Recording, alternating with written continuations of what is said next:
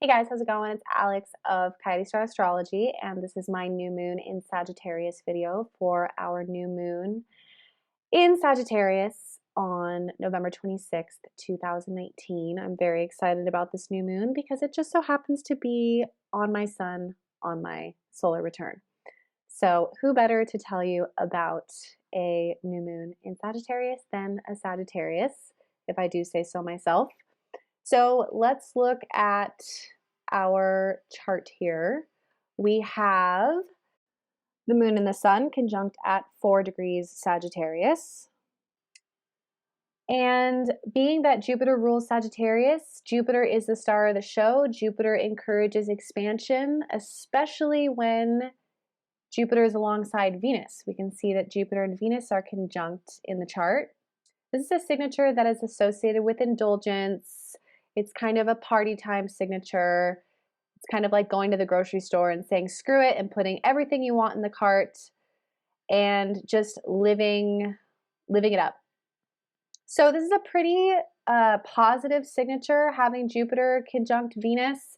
It is also worth noting that Jupiter is going to leave Sagittarius and enter Capricorn on December 2nd. So this is kind of the last few days of Jupiter in its home sign of Sagittarius, where it can kind of have the most fun. And of course, when Jupiter goes into Capricorn, it's going to be more about applying ourselves to our long-term visions and less about play and travel and this kind of thing. So there is this energy in the field right now of knowing that 2020 is going to be the year where we really get some of these visions that have been seeded during this year off the ground. And this whole year has kind of been about shedding and purging things that aren't supposed to come with us. So I feel like this new moon, being that it's in Sagittarius, which is associated with truth, and not just any truth, but the highest truth, this new moon is kind of like the last portal before everyone gets on the boat and sails off into the galactic year of 2020. And speaking of galactic, Jupiter in this chart is at 28 degrees Sagittarius, which is only a degree or two away from the galactic center, which has been this huge gravitational force over the last week, pulling everyone towards their highest self and their highest truth. If you don't know what the galactic center is, please check out the video before this one. I go into it in depth, but it's been this really magical celestial energy that has been giving those that needed an extra shove, that last shove in the direction of where they ultimately want to be. And because Jupiter is conjunct Venus, this of course has a heavy emphasis on our relationship and those that we love. And that's where we see some interesting energy come in to the chart here. There's kind of this traffic jam of interest because Sagittarius is all about living life as an adventure and not wanting to be tied down. Sagittarius in a relationship really wants more of like a best friend to explore the cosmos with, to grow with, doesn't want to be tied down, will really quickly wiggle out of any job, relationship, or situation that is putting a damper on its ability to explore or that hinders its movement through the world. So Sagittarius really wants true friends and a partner in crime in this life to learn with. But then we have Mars over there in Scorpio. And Mars in Scorpio is obsessive, possessive, codependent. It wants to consume its partner. It wants soulmate, forever partnership. And there's a sinister and underhanded nature to Mars in Scorpio sometimes.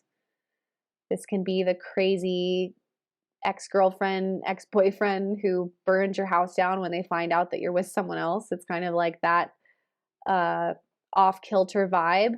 And Mars in Scorpio has to do with our deep unconscious desires and motivations that can sometimes be less than altruistic.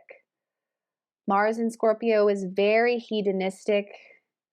It has a really intense primal sexual appetite.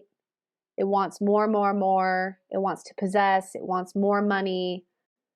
It's obsessed with power. So it's definitely not a very angelic placement. And furthermore, Mars in Scorpio is, of course, also associated with secrets and the unveiling of information or motives that we might not have otherwise been aware of. And Mars is in opposition to Uranus, which is the higher mind, the collective third eye, the Godhead. So this aspect, Mars opposition Uranus, we've been feeling it all week. It's definitely associated with a general feeling of aggravation because what we're going after and our desires are being revealed as they truly are. And for some people, this is changing the entire game. And this is making them want to break free into something entirely different. So it's this massive upgrade for a lot of friendships, a lot of relationships. A lot of these shadow motivations are being revealed for what they actually are. And again, Sagittarius is about the truth. The whole truth, nothing but the truth. And what an adventure. That's basically Sagittarius. Sagittarius is the nomad. It goes from place to place. It wants to learn. It's about philosophy, spirituality, astrology, the tarot, seeking God. And so what I see in this chart is us all having this final moment before 2020 of what is the truth of my desires? What is the nature of my desires? Are some of my desires unhealthy or not coming from a place that is actually sustainable? Who are my true friends? Who around me is actually in the same class of this Earth university that I'm signed up for? That's kind of what this chart looks like to me. It kind of looks like, because of this Jupiter conjunct Venus aspect, which is very social, it's kind of looks like the orientation for Galactic University, which is going to start when Jupiter goes into Capricorn on December 2nd. But for now, it's kind of like this meet and greet, sharing of visions, sharing of dreams, what I call dream weaving, getting together with other people and sharing from this really vulnerable and raw place of this is what's been coming through for me. This is where I want to go. I'm so excited about this future. I'm changing every day. I'm discovering more and more who I really am and wanting to be around people that are reflecting that same work back to you and who are inspiring you.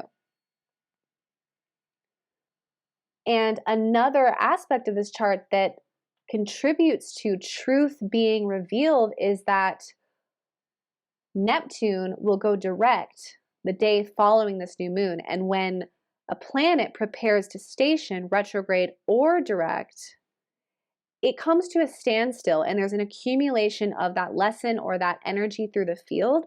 So Neptune is at a standstill during this new moon, casting this really surreal, etheric, maybe even psychedelic blanket over this entire chart, encouraging mystical experiences, but also as it prepares to go direct, might crystallize areas where we have been in illusion while Neptune has been in retrograde this year, and coupled with the energy of Sagittarius, which of course is all about stepping up into the highest path, the highest self, that wants the truth revealed and wants to step into that. You can see how the combination leads us to really see with more clarity than perhaps ever before exactly where we're at and why we're here.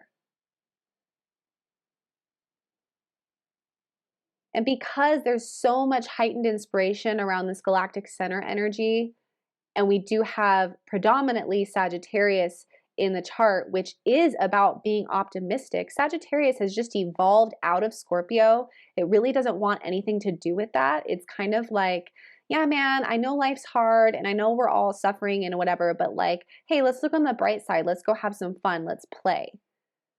So you can see that Mars over there in Scorpio is looking a little bit dismal and a little bit unevolved in comparison to all of this Sagittarius energy.